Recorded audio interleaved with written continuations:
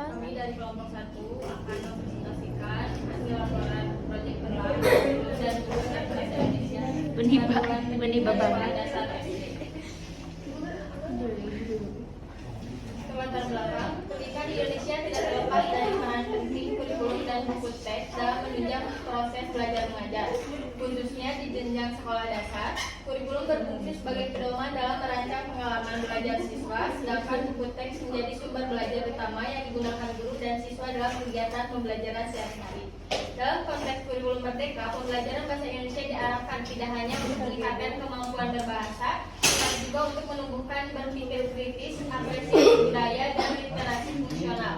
Oleh karena itu, penting dilakukan penelaahan terhadap kesesuaian isi buku teks dengan kurikulum yang berlaku, termasuk aspek kebahasaan, ilustrasi, dan integrasi keterampilan berbahasa. Penelaahan ini menjadi upaya penting untuk memastikan bahwa materi yang disampaikan melalui buku teks benar-benar relevan, bermakna, dan sesuai dengan karakteristik serta kebutuhan peserta didik di tingkat SD. Lalu ada juga rumusan masalah. Yang pertama, bagaimana gambaran umum isi kurikulum dan buku teks bahasa Indonesia SD yang dianalisis. Lalu bagaimana penyesuaian dan relevansi buku teks bahasa Indonesia dengan kurikulum yang berlaku. Bagaimana penyesuaian ilustrasi yang digunakan dalam buku teks dengan materi pembelajaran bahasa Indonesia. Lalu bagaimana ketepatan penggunaan bahasa dalam buku teks terhadap karakteristik siswa SD. Lalu bagaimana implementasi kompetensi dalam buku teks dan komposisinya dalam beberapa 4 aspek penampilan berbahasa. Apa saja indikator kualitas buku teks bahasa Indonesia yang baik berdasarkan standar dan pembelajaran. Tujuannya manfaat penulisan. Penelitian ini diharapkan dapat memberikan manfaat baik secara teoritis maupun praktis. Secara teoritis, penelitian ini memberikan kontribusi terhadap pengembangan teori pengelolaan kurikulum dan buku teks, khususnya dalam bidang pembelajaran bahasa Indonesia di tingkat sekolah dasar. Penelitian ini juga memperkaya literatur akademik mengenai evaluasi kualitas buku teks dan kesesuaiannya dengan kurikulum yang berlaku, serta dapat menjadi referensi bagi peneliti-peneliti selanjutnya yang berkaitan dengan kurikulum dan buku teks. Lalu ada gambaran umum kurikulum dan buku teks. Untuk kurikulum, kurikulum ini merupakan seperangkat rencana dan pengaturan mengenai tujuan, isi, dan bahan pelajaran, serta cara yang digunakan sebagai pedoman penyelenggara kegiatan pembelajaran untuk mencapai tujuan pendidikan tertentu. Kurikulum tidak hanya mencakup daftar mata pelajaran, tetapi juga mencakup kompetensi yang harus dimiliki peserta didik serta mengikuti proses pembelajarannya. Lalu buku teks adalah buku pelajaran yang disusun secara sistematis berdasarkan kurikulum, digunakan sebagai sumber belajar utama dalam proses pembelajaran sekolah atau perguruan tinggi. Buku ini memuat materi pokok sesuai dengan mata pelajaran tertentu, dirancang untuk membantu guru mengajar dan peserta didik memahami serta mencapai kompetensi yang ditargetkan dalam pembelajaran. Di dalam buku teks ada identitas buku, penulis buku, sistematika isi dan peta konsep, lalu ada struktur halaman bab, dan ada aspek penampilan berbahasa.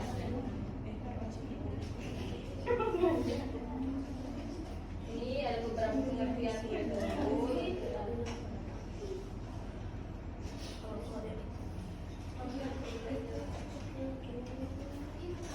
Ada aspek menyimak.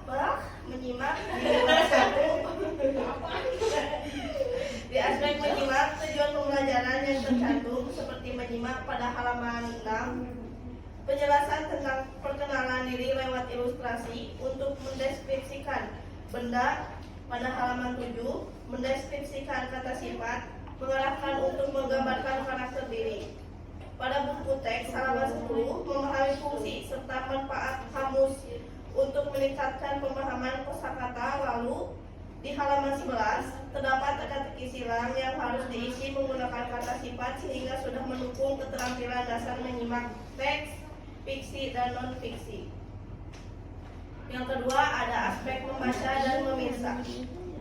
Pada aspek membaca dan memirsa, pada capaian tujuan sudah mencakup keterampilan bahasa yang luas dan mendalam sesuai dengan standar kurikulum yang menekankan pemahaman makna dalam konteks yang beragam.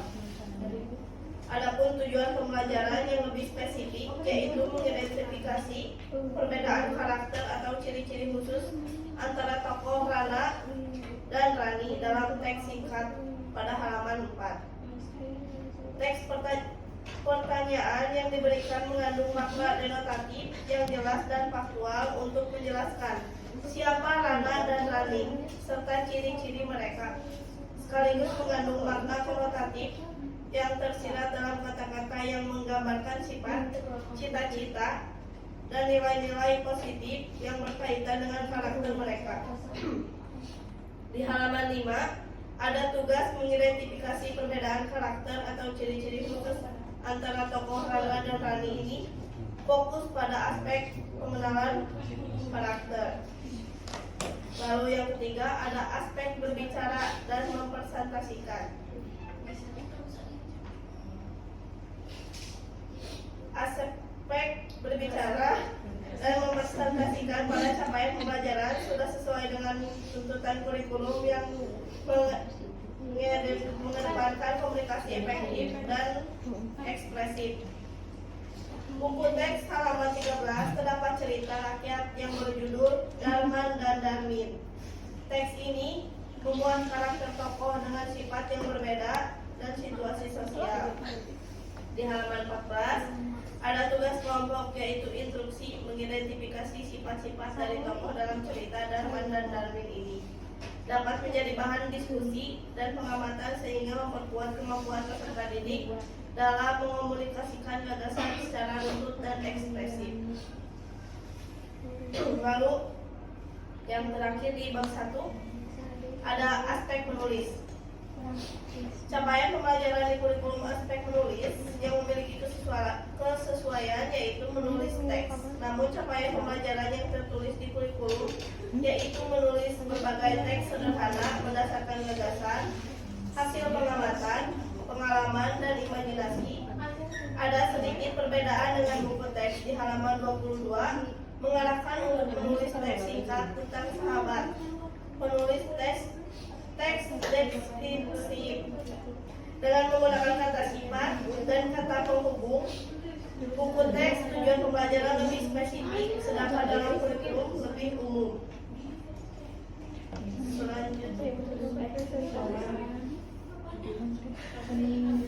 Selanjutnya di bab kedua, aspek menyimak. Capaian pembelajaran dan tujuan pembelajaran menyimak. Keduanya memiliki tujuan agar peserta didik tidak hanya mampu memahami isi cerita literal, tetapi juga menginterpretasikan makna dan nilai yang terkandung dalam teks tersebut. Namun terdapat perbedaan terletak pada cakupan capaian pembelajaran lebih menekankan hasil akhir yang diharapkan dari proses pembelajaran. Sedangkan tujuan pembelajaran buku teks pada halaman 47 lebih fokus pada proses atau langkah-langkah yang harus dicapai selama pembelajaran berlangsung. Yang kedua, aspek membaca dan memirsa. Ada yang berbeda. Capaian pembelajaran kurikulum menekankan penguasaan pola kata, pemahaman makna denotatif, konotatif, dan kiasan untuk mengenali objek, fenomena, dan karakter. Sedangkan tujuan pembelajaran buku teks pada halaman 29 lebih spesifik pada kegiatan membaca teks seperti cerpen kelinci dan burung pipit dan teks deskripsi. Serta di buku teks pada halaman 38 sampai 39 membedakan karakter buku fiksi dan non-fiksi. Dan di buku teks pada halaman 43 sampai 45 yaitu keterampilan mengidentifikasi bagian-bagian buku. Pada bab 3 adalah elemen menyimak. Tujuan pembelajaran dan capaian pembelajaran menyimak saling berkaitan dalam mengembangkan kemampuan peserta didik untuk memahami dan menganalisis informasi dari teks yang didengar. Tujuan pembelajaran berfokus pada kemampuan menganalisis urutan proses dan nilai dari teks fiksi maupun non-fiksi dalam bentuk tulisan atau audio. Sementara itu, capaian pembelajaran lebih spesifik pada pemahaman makna ilhame serta kemampuan mengikuti petunjuk lisan dalam membuat origami. Meskipun capaian pembelajaran lebih operasional dan terarah pada dua kegiatan berbeda, keduanya memperkuat keterampilan menyimak secara aktif dan kritis, serta mendukung pencapaian kompetensi bahasa secara menyeluruh.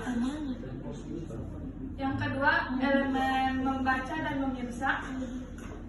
Aspek membaca dan memirsa dalam kurikulum capaian pembelajarannya mencakup kemampuan memahami informasi penting serta kosakata baru yang digunakan dalam teks baik fiksi maupun fiksi.